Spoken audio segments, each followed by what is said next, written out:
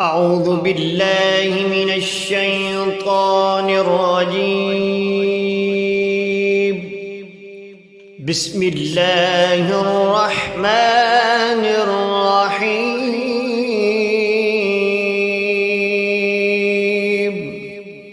الحمد لله الذي أنزل على عبده الكتاب ولم يجعل له عوجا قيما لينذر بأسا شديدا من لدنه ويبشر المؤمنين الذين يعملون الصالحات أن لهم أجرا حسنا ماكثين فيه أبدا وينذر الذين قالوا اتخذ الله ولدا ما لهم به من علم ولا لآبائهم كبرت كلمة تخرج من أفواههم إن يقولون إلا كذبا فلعلك باخع نفسك على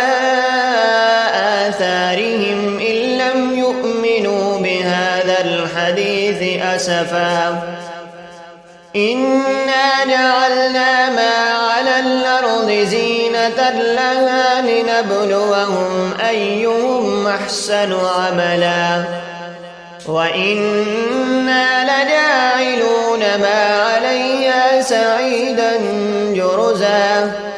أم حسبت أن أصحاب الكهف والرقيم كانوا من آياتنا عجبا إذ أوى الفتية إلى الكهف فقالوا ربنا آتنا من لدنك رحمة وهيئ لنا من أمرنا رشدا فضربنا على آذانهم في الكهف سنين عددا ثم بعثناهم لنعلم أي الحزبين أحصى لما لبثوا أمدا نحن نقص عليك نبأهم بالحق إنهم فتية آمنوا بربهم وزدناهم هدى وربطنا على قلوبهم إذ قاموا فقالوا ربنا رب السماوات والأرض لن ندعو من دونه إلها لقد قلنا إذا شططا هؤلاء قوم اتخذوا من دونه آلهة لولا يأتون عليهم بسلطان بين فمن أظلم ممن افترى على الله كذبا وإذ اعتزلتموهم وما يعبدون إلا الله فأووا إلى الكهف ينشر لكم ربكم من رحمته ويهيئ لكم من أمركم مرفقا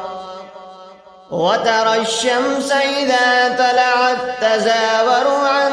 كهفهم ذات اليمين وإذا غربت تقرضهم ذات الشمال وهم في فجوة منه ذلك من آيات الله من يهد الله فهو المهتد ومن يضلل فلن تجد له وليا مرشدا وتحسبهم أيقاظا وهم رقود ونقلبهم ذات اليمين وذات الشمال وكلبهم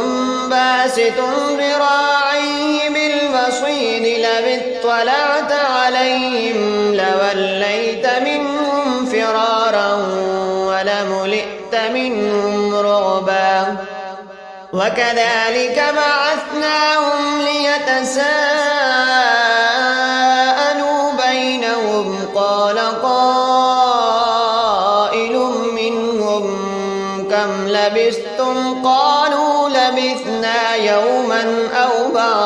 يوم قالوا ربكم أعلم بما لبثتم فابعثوا أحدكم بورقكم هذه إلى المدينة فلينظر أيها أزكى طعاما فليأتكم برزق منه وليتلطف ولا يشعرن بكم أحدا إنهم إن يظهروا عليكم يرجموكم أو يعيدوكم في ملتهم ولن تفلحوا إذا أبدا وكذلك أعثرنا عليهم ليعلموا أن وعد الله حق وأن الساعة لا ريب فيها إذ يتنازعون بينهم أمرهم فقالوا ابنوا عليهم بنيانا ربهم أعلم بهم قال الذين غلبوا على أمرهم لنتخذن عليهم مسجدا سيقولون ثلاثة رابعهم كلبهم ويقولون خمسة سادسهم كلبهم رجما بالغيب ويقولون سبعة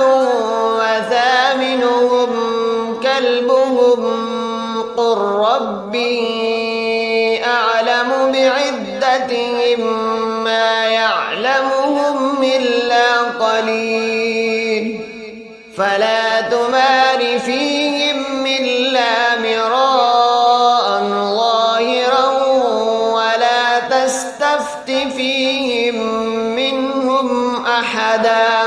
ولا تقولن لشيء إني فاعل ذلك غدا إلا أن يشاء الله واذكر ربك إذا نسيت وقل عسى أن يهديني ربي لأقرب من هذا رشدا ولبثوا في كهفهم 300 سنين وازدادوا 9 قل الله أعلم بما لبثوا له غيب السماوات والأرض أبصر به وأسمع ما لهم من دونه من ولي ولا يشرك في حكمه أحدا واتل ما أوحي إليك من كتاب ربك لا مبدل لكلماته ولن تجد من دونه ملتحدا واصبر نفسك مع الذين يدعون ربهم بالغداة والعشي يريدون وجهه ولا تعد عيناك عنهم تريد زينة الحياة الدنيا ولا تطع من أغفلنا قلبه عن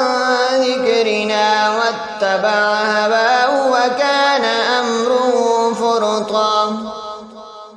وقل الحق من ربكم فمن شاء فليؤمن ومن شاء فليكفر إنا أعتدنا للظالمين نارا أحاط بهم سرادقها وإن يستغيثوا يغاثوا بماء كالمهل يشوي الوجوه بئس الشراب وساءت مرتفقا إن الذين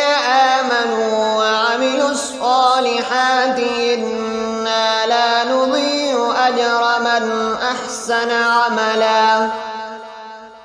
أولئك لهم جنات عدن تجري من تحتهم الأنهار يحلون فيها من أساور من ذهب ويلبسون ثيابا خضرا من سندس واستبرق متكئين فيها على الأرائك نعم الثواب وحسنت مرتفقا. واضرب لهم مثلا الرجلين جعلنا لأحدهما جنتين من أعناب وحففناهما بنخل وجعلنا بينهما زرعا كلتا الجنتين آتت أكلها ولم تظلم منه شيئا وفجرنا خلالهما نهرا وكان له ثمر فقال لصاحبه وهو يحاوره أنا أكثر منك مالا وأعز نفرا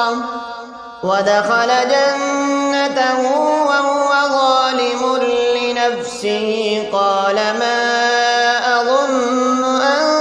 تبيد هذه أبدا وما أظن الساعة قائمة ولئن رددت إلى ربي لأجدن خيرا منها منقلبا. قال له صاحبه وهو يحاوره أكفرت بالذي خلقك من تراب ثم من نطفة ثم سواك رجلا لكن هو الله ربي ولا أشرك بربي أحدا. ولولا إذ دخلت جنتك قلت ما شاء الله لا قوة إلا بالله إن ترني أنا أقل منك مالا وولدا فعسى ربي أن يؤتيني خيرا من جنتك ويرسل عليها حسبانا من السماء فتصبح صعيدا زلقا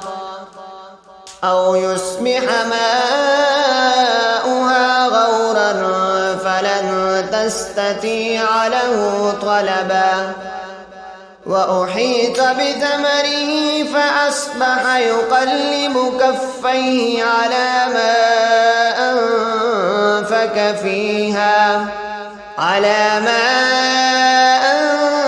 أنفق فيها وهي خاوية على عروشها ويقول يا ليتني لم أشرك بربي أحدا ولم تكن له فئة ينصرونه من دون الله وما كان منتصرا. هنالك الولاية لله الحق هو خير ثوابا وخير عقبا. واضرب لهم مثل الحياة الدنيا كماء أنزلناه من السماء فاختلط به نبات الأرض فأصبح حشيما تذروه الرياح وكان الله على كل شيء مقتدرا. المال والبنون زينة الحياة الدنيا والباقيات الصالحات خير عند ربك ثوابا وخير أملا. ويوم نسير الجبال وترى الأرض بارزة وحشرناهم فلم نغادر منهم أحدا وعرضوا على ربك صفا لقد جئتمونا كما خلقناكم أول مرة بل زعمتم أن لن نجعل لكم موعدا ووضع الكتاب فترى المجرمين مشفقين مما فيه ويقولون يا ويلتنا ما لهذا الكتاب لا يغادر صغيرة ولا كبيرة إلا أحصاها ووجدوا ما عملوا حاضرا ولا يظلم ربك أحدا وإذ قلنا للملائكة اسجدوا لآدم فسجدوا إلا إبليس كان من الجن ففسق عن أمر ربه أفتتخذونه وذريته أولياء من دوني وهم لكم عدو بئس للظالمين بدلا ما أشهدتم خلق السماوات والأرض ولا خلق أنفسهم وما كنت متخذ المضلين عضدا ويوم يقول نادوا شركائي الذين زعمتم فدعوهم فلم يستجيبوا لهم وجعلنا بينهم موبقا ورأى المجرمون النار فظنوا أنهم مواقعوها ولم يجدوا عنها مصرفا ولقد صرفنا في هذا القرآن للناس من كل مثل وكان الإنسان أكثر شيء جدلا وما منع الناس أن يؤمنوا إذ جاءهم الهدى ويستغفروا ربهم إلا أن تأتيهم سنة الأولين أو يأتيهم العذاب قبلا وما نرسل المرسلين إلا مبشرين ومنذرين ويجادل الذين كفروا بالباطل ليدخلوا به الحق واتخذوا آياتي وما أنذروا هزوا ومن أظلم ممن ذكر بآيات ربه فأعرض عنها ونسي ما قدمت يداه إنا جعلنا على قلوبهم أكنة أن يفقهوه وفي آذانهم وقرا وإن تدعهم إلى الهدى فلن يهتدوا إذا أبدا وربك الغفور ذو الرحمة لو يؤاخذهم بما كسبوا لعجل لهم العذاب بل لهم موعد لن يجدوا من دونه موئلا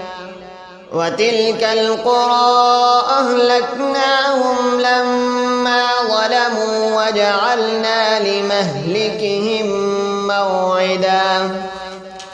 وإذ قال موسى لفتاه لا أبرح حتى أبلغ مجمع البحرين أو أمضي حقبا فلما بلغا مجمع بينهما نسيا حوتهما فاتخذ سبيله في البحر سربا فلما جاوزا قال لفتاه آتنا غداءنا لقد لقينا من سفرنا هذا نصبا قال أرأيت إذ أبينا إلى الصخرة فإني نسيت الحوت وما أنسانيه إلا الشيطان أن أذكره واتخذ سبيله في البحر عجبا قال ذلك ما كنا نبغي فارتد على آثارهما قسسا فوجدا عبدا من عبادنا آتيناه رحمة من عندنا وعلمناه من لدنا علما قال له موسى هل أتبعك على أن تعلمني مما علمت رشدا قال إنك لن تستطيع معي صبرا وكيف تصبر على ما لم تحط به خبرا قال ستجدني إن شاء الله صابرا ولا أعصي لك أمرا قال فإن اتبعتني فلا تسألني عن شيء حتى أحدث لك منه ذكرا فانطلقا حتى إذا ركبا في السفينة خرقها قال أخرقتها لتغرق أهلها لقد جئت شيئا إمرا قال ألم أقل لك إنك لن تستطيع معي صبرا قال لا تؤاخذني بما نسيت ولا ترهقني من أمري عسرا فانطلقا حتى إذا لقيا غلاما فقتله قال أقتلت نفسا زكية بغير نفس لقد جئت شيئا نكرا قال ألم أقل لك إنك لن تستطيع معي صبرا قال إن سألتك عن شيء بعدها فلا تصاحبني قد بلغت من لدني عذرا فانطلقا حتى إذا أتيا أهل قرية استدعما أهلها فأبوا أن يضيفوهما فوجدا فيها جدارا يريد أن ينقض فأقامه قال لو شئت لاتخذت عليه أجرا قال هذا فراق بيني وبينك سأنبئك بتأويل ما لم تستطع عليه صبرا أما السفينة فكانت لمساكين يعملون في البحر فأردت أن أعيبها وكان وراءهم ملك يأخذ كل سفينة عصبا وأما الغلام فكان أبواه مؤمنين فخشينا أن يرهقهما طغيانا وكفرا فأردنا أن يبدلهما ربهما خيرا منه زكاة وأقرب رحما وأما الجدار فكان لغلامين يتيمين في المدينة وكان تحته كنز لهما وكان أبوهما صالحا فأراد ربك أن يبلغا أشدهما ويستخرجا كنزهما رحمة من ربك وما فعلته عن أمري ذلك تأويل ما لم تستع عليه صبرا ويسألونك عن ذي القرنين قل سأتلو عليكم منه ذكرا إنا مكنا له في الأرض وآتيناه من كل شيء سببا فأتبع سببا حتى إذا بلغ مغرب الشمس وجدها تغرب في عين حمئة ووجد عندها قوما قلنا يا ذا القرنين إما أن تعذب وإما أن تتخذ فيهم حسنا قال أما من ظلم فسوف نعذبه ثم يرد إلى ربه فيعذبه عذابا نكرا وأما من آمن وعمل صالحا فله جزاء الحسنى وسنقول له من أمرنا يسرا ثم أتبع سببا حتى إذا بلغ مطلع الشمس وجدها تطلع على قوم لم نجعل لهم من دونها سترا كذلك وقد أحطنا بما لديه خبرا ثم أتبع سببا حتى إذا بلغ بين السدين وجد من دونهما قوما لا يكادون يفقهون قولا قالوا يا ذا القرنين إن يأجوج ومأجوج مفسدون في الأرض فهل نجعل لك حرجا على أن تجعل بيننا وبينهم سدا قال ما مكني فيه ربي خير فأعينوني بقوة أجعل بينكم وبينهم ردما آتوني زبر الحديد حتى إذا ساوى بين السدفين قال انفخوا حتى إذا جعله نارا قال آتوني أفرغ عليه قطرا فما استطاعوا أن يظهروه وما استطاعوا له نقبا قال هذا رحمة من ربي فإذا جاء وعد ربي جعله دكاء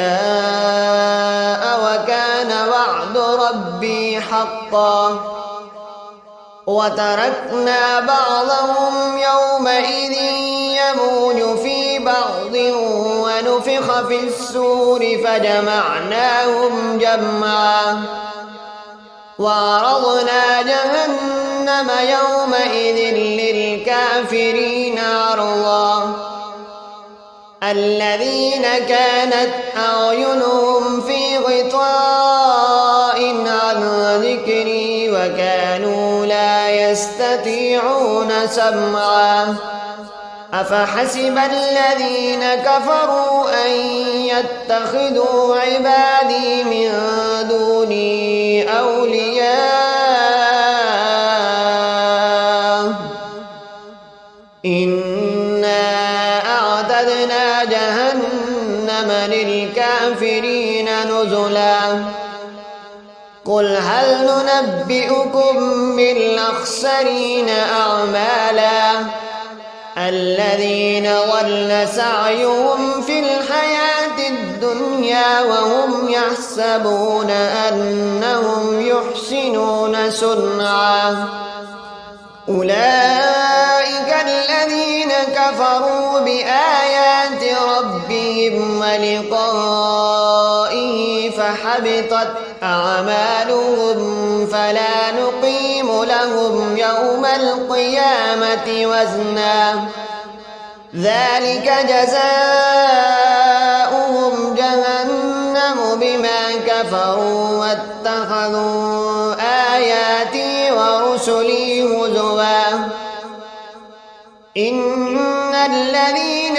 آمنوا وعملوا الصالحات كانت لهم جنات الفردوس نزلا خالدين فيها لا يبغون عنها حولا قل لو كان البحر مدادا لكلمات ربي لنفد البحر قبل أن تنفد كلمات ربي ولو جئنا بمثله مددا قل إنما أنا بشر مثلكم يوحى إلي أنما إلهكم إله واحد فمن كان يرجو لقاء